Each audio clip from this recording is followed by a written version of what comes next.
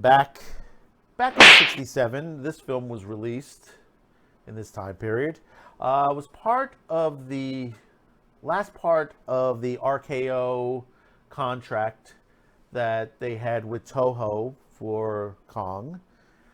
And basically, also, Rankin Bass was part of this production. So if you're not familiar with them, they were known for many animated films, including most of the great holiday films that you know, from Santa Claus Comes to Town to Rudolph the Red-Nosed Reindeer. And yes, they were involved in creating kaiju movies themselves in this particular instance. Now, the movie we're talking about is the only of one of two films King Kong was used in the Toho franchise line. This time around, there wouldn't be a standard kaiju from Japan, even though they used a background one here and there to bring homage to the original King Kong film. This movie was called King Kong Escapes.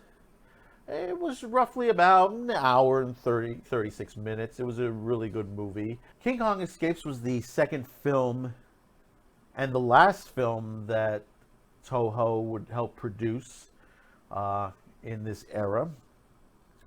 And basically, it was directed by Ishio Honda, written by Takamichi Kimura, and Edgar Wallace. So there was a combination on this. You had a lot of people working on this film. Basically, the main premise is there was an evil bad guy, or ruler, or however you want to put it in there, because there was a lot of confusion what he was. And he needed a certain element.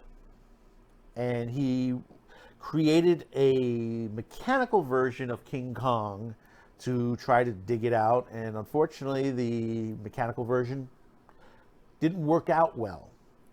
So he made plans to kidnap King Kong.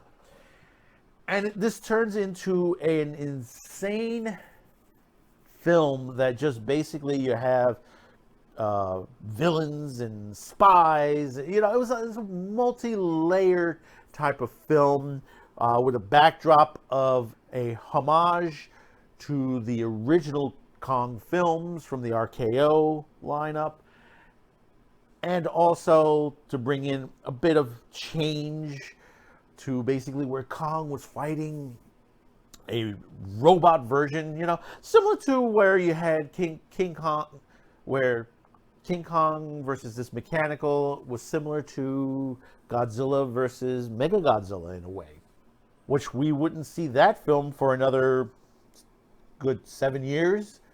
So it goes to show they had this idea before Mechagodzilla. And, you know, like I said, it was a good movie. The cast themselves was a whole plethora of people that were popular at the time. Some of them you might know, and some of them you might not know. And there are a lot of things in between that you wouldn't believe on that.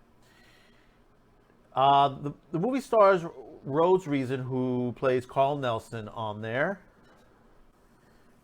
Now, for you Star Trek fans, the original series, if that face does look familiar, yes, that is Flavius from the original Bread and Circuses episode, which was about, actually, believe it or not, the episode came out about the same time the movie King Kong Escapes came out.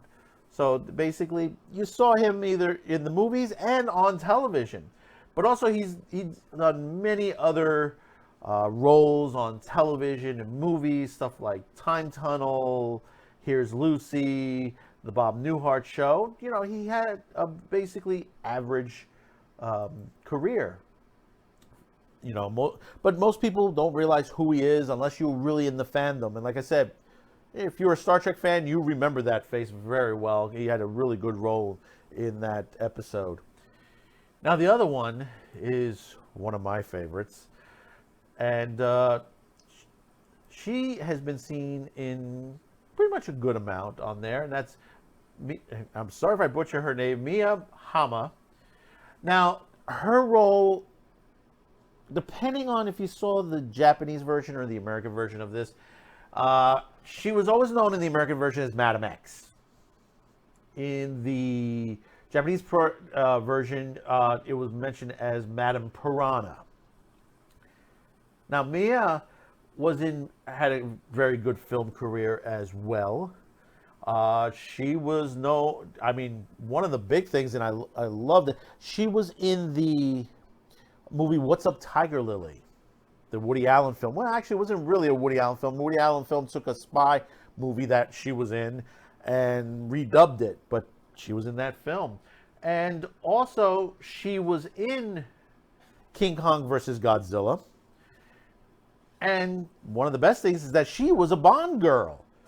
Yes, that's right. She was opposite the late, great Sean Connery in You Only Live Twice. And she played Kissy, which she was in most of the second half of that movie, which was, that's one of my favorite Bond flicks on there. In fact, that's one of the first times you actually got to see the head of Spectre, Blofeld, which was played by Donald Pleasant at the time. Now, the main girl, not the villainous girl, which Mia was played by Linda Miller, who was the other second American on this project. And for those fandom horror sci-fi geeks for that era, she was also in another great sci-fi flick called The Green Slime, where she played one of the nurses on there. And she didn't have too much of a major career. I mean, she's also known for some stuff on My Three Sons and one or two other TV series on there. And then she kind of fell off a bit. And there's another part of the story about her on there, and we'll discuss that in a minute, about her dub voice. And that's going to be very interesting in a minute here. But let's move on a little bit.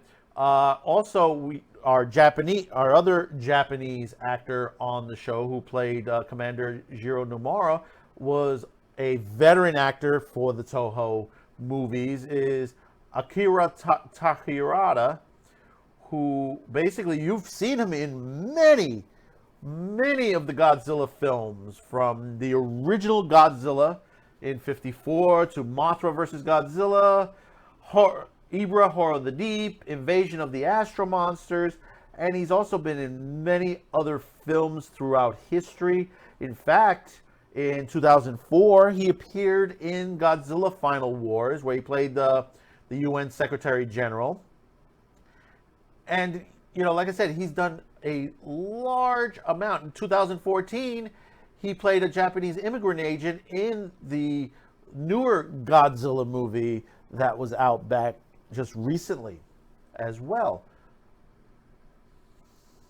So he's still around and he's still doing movies here and there.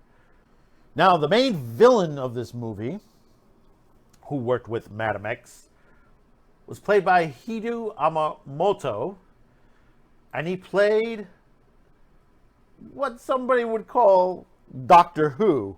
No, not that Doctor Who, but in a way, it sort of played homage to the Doctor Who series. But it was more like a Doctor Wu, really. But the way they translated Doctor Who.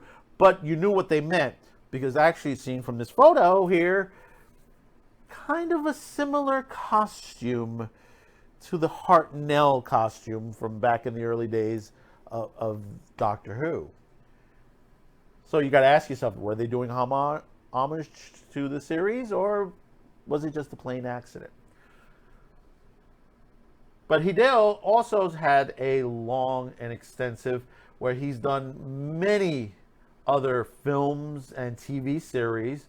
Well known for doing Yojimbo, which is a Kira Kurosawa. Known for some Kamen Rider TV series, Ultra Q.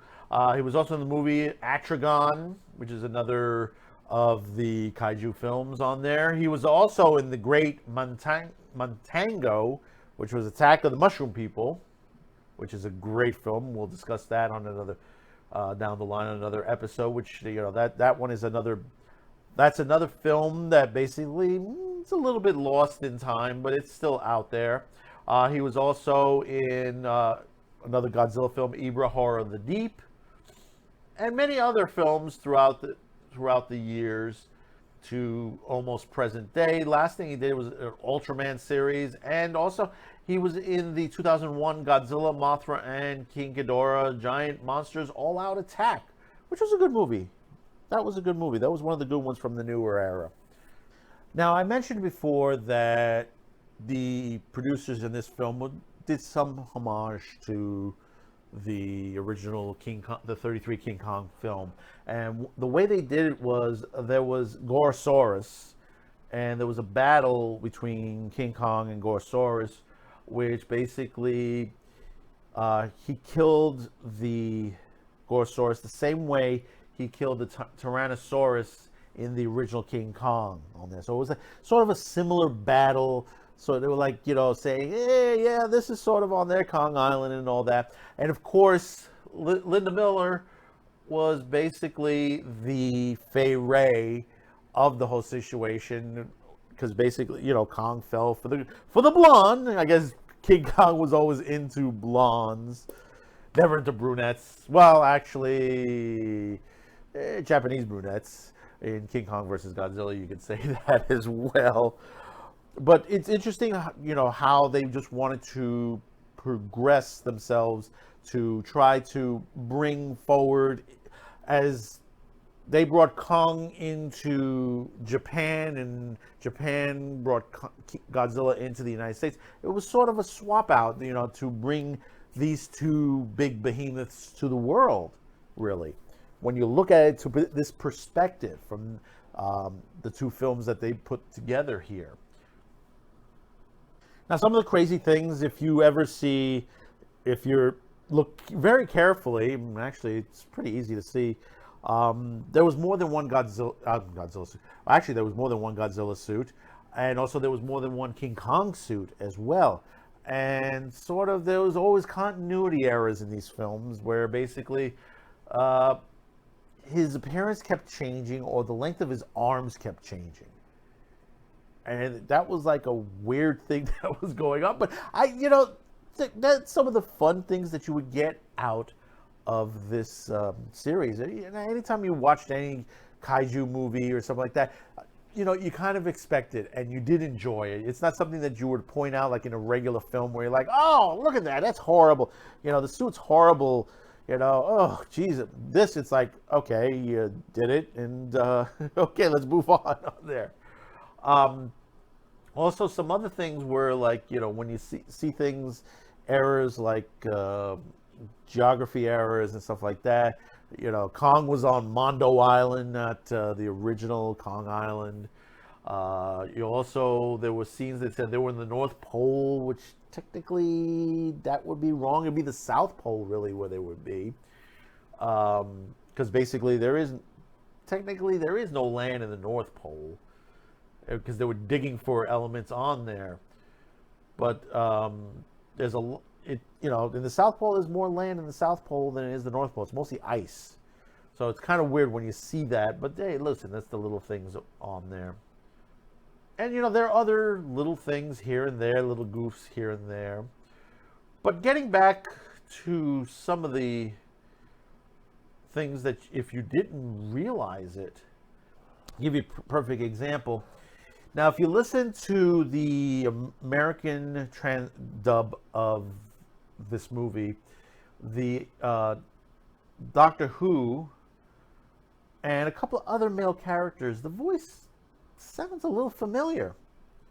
Now, understand, and it almost sounds in a way like a character from a Santa Claus Rankin Bass production?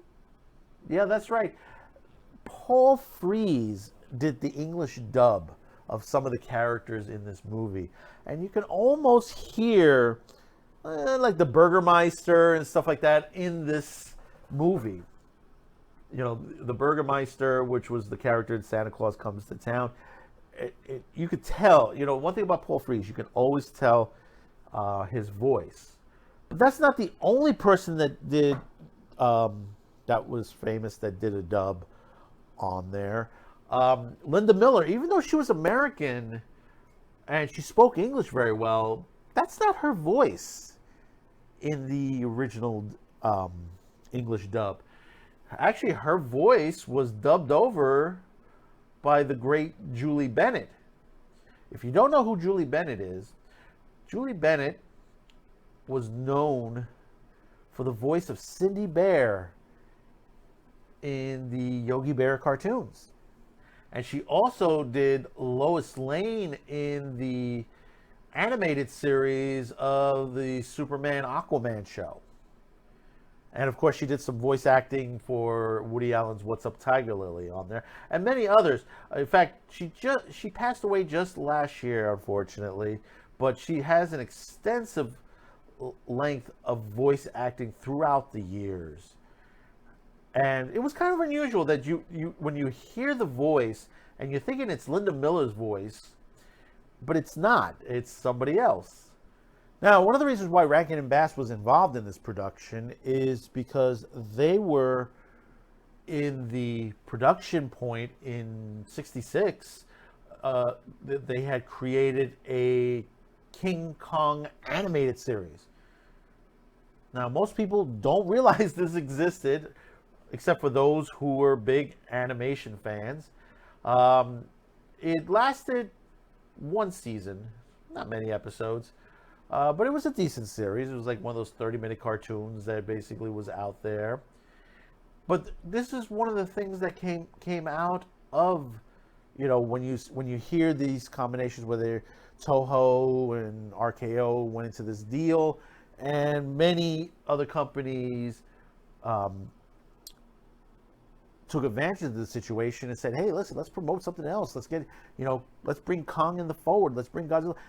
King Kong and Godzilla have gotten their own animated series, several of them that have done. The Hanna-Barbera version of Godzilla, and then now the Rankin Bass one as well. And the other reason Rankin Bass was involved was that the thought of you had the animated series here on American shores. They wanted to use those characters, Bobby Bond, his father and his sister.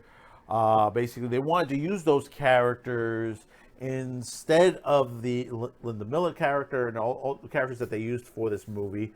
But then the producers decided to change it.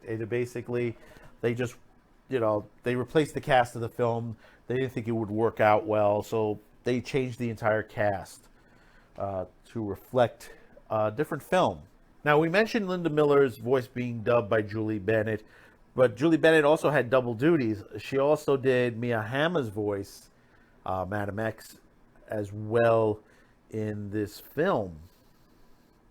And, all in all, the film was really good. I love the Mechanical Kong premise. And I'm hoping maybe one day Toho will turn around. Now, it's Universal Legendary now owns the rights to King Kong, as we're seeing now in the newer film. Maybe we could get a King Kong versus Mechanical Kong type of movie. I would love... tell me in the comments below. Wouldn't you love to see something like that again, done in a 2021, 2020, whenever you want to make it, in this 21st century type of era of filmmaking? Could you imagine what would Mechanical Kong look like in this day and age? That would be very interesting for designers to do. The other half of this with Toho, at the time period, American filmmakers, broadcasters didn't want too much violence for children on TV when it came to stuff like this, like King Kong and Godzilla stuff. Toho wasn't, and Japanese filmmakers, they weren't really afraid to up the fight level. look through the history, the early history on there, the 50s, the 60s, the 70s, when you look at all those series, not only King Kong and Godzilla, Ultraman, Ultra Q, all Kamen Rider, all those series that came across. I mean, even the early days of the what was called the original Power Ranger series, Go-Go Sentai and stuff like that. You had good fight scenes in there. And that's what this is the reason why these shows were popular at the time and these movies were popular at the time, because they weren't afraid to take chances. As crazy as some of them looked, I mean, hey, the mistakes that you end up seeing the zipper God's of the suit of King Kong in this movie. It's about 30 minutes, 29 minutes in, 30 minutes in. If you look carefully, if they haven't, if a newer version hasn't been put out yet, that basically eliminates that. But I don't think they would do that. I mean, that takes away from that. I mean, it's hard to find this on DVD. There are Blu-ray versions of it. The original DVD is still out there. You can get it for a decent price if you can find it in stock. As far as broadcast and streaming, not seen normally.